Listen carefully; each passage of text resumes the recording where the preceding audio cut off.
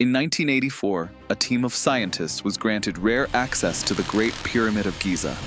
They drilled into its outer casing stones, and what they discovered stunned the world. The samples from the nearby quarry showed pure limestone, but the pyramid stones were different. Under the microscope, they were lighter, filled with tiny air bubbles, and unlike anything naturally formed on Earth. That meant one thing: these stones weren't carved, they were cast, created through an unknown chemical process thousands of years ago. If that's true, the builders of Egypt didn't just move stone, they made it. A technology lost to time, yet somehow known to the ancients. What was that liquid they used to pour the stones? How could something so ancient create blocks stronger than anything we have today? Why did the Egyptians build the pyramids in the first place? Why didn't they build any other buildings? Was it for the pharaohs, or for something far beyond our understanding? All right, let's answer that first question. And before we go any deeper, make sure you're subscribed, because what you're about to hear isn't in the textbooks. What was that liquid they poured? It wasn't magic, it was genius. Chemistry thousands of years ahead of its time. Imagine Egypt, 4,000 years ago. The desert alive with movement, thousands of workers, the sound of wooden tools and voices carried by the wind. They're not dragging stone, they're mixing it. Buckets of milky white slurry shimmer in the sunlight as it's poured into molds the size of coffins. The mixture hardens under the blazing sun, turning into stone right before their eyes. No chisels, no metal, no struggle, just knowledge. Scientists today call it geopolymer, crushed limestone, water from the Nile, and a mineral salt that bonded like superglue. The Egyptians didn't move mountains, they melted them.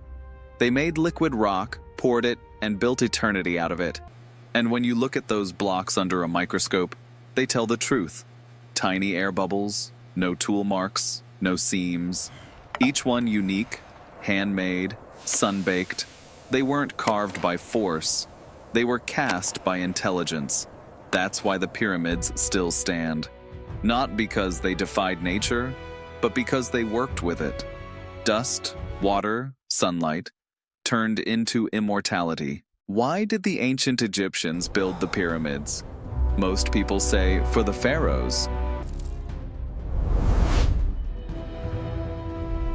But if that were true, why design something that could survive long after every king was dust? That's the first mystery. Second, why choose the pyramid shape? Out of every design possible, they built the one form that never collapses. It's nature's most stable shape. Every stone carries the weight of the one above it. When the earth shakes, the energy travels down the sides and disappears into the sand. No cracks, no collapse, just balance. The Great Pyramid has faced earthquakes, floods, wars, and 4,000 years of time, and it's still standing. Meanwhile, entire cities built centuries later turned to ruins. So maybe they weren't just building tombs, they were engineering immortality, and it gets deeper. Every pyramid, no matter how small, follows the same impossible pattern.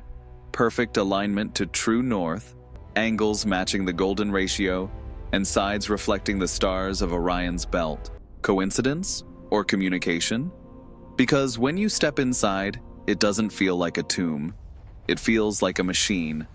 No carvings, no treasure, no body. Just chambers designed to move air, sound, and vibration, as if the structure itself were alive. So maybe they didn't build them for death at all. Maybe they built them to outlive life. The pyramid isn't just the shape of power. It's the only shape that can stand forever. Now the last question, how did they shape millions of stones with such impossible precision, without any machines?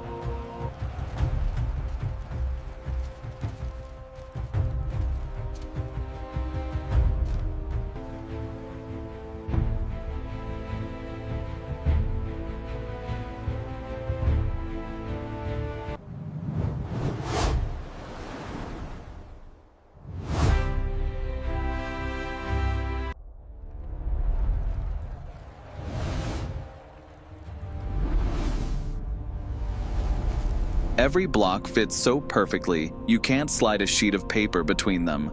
No mortar, no gaps, just seamless perfection, repeated over 2 million times. How? Some say copper tools and ropes, but copper can't cut granite. Others say ramps, but even ramps would have required more material than the pyramid itself. So how did they do it? Imagine this. The workers aren't carving, they're casting. They're using molds, not chisels. Each mixture poured, pressed, and smoothed by hand, like sculptors working with liquid stone.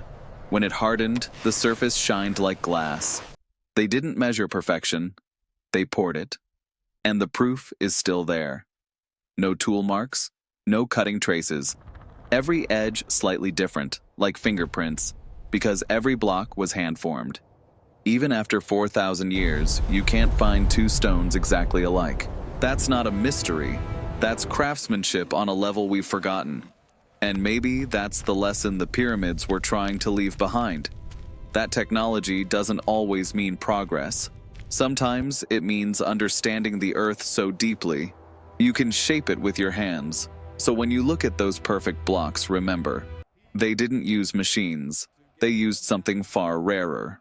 Knowledge. Okay, but now I have even more questions. How did they build the very top of the pyramids, without cranes, without steel, without even scaffolding? And the Sphinx, who carved something that massive from a single block of stone? How did they line it up perfectly with the stars?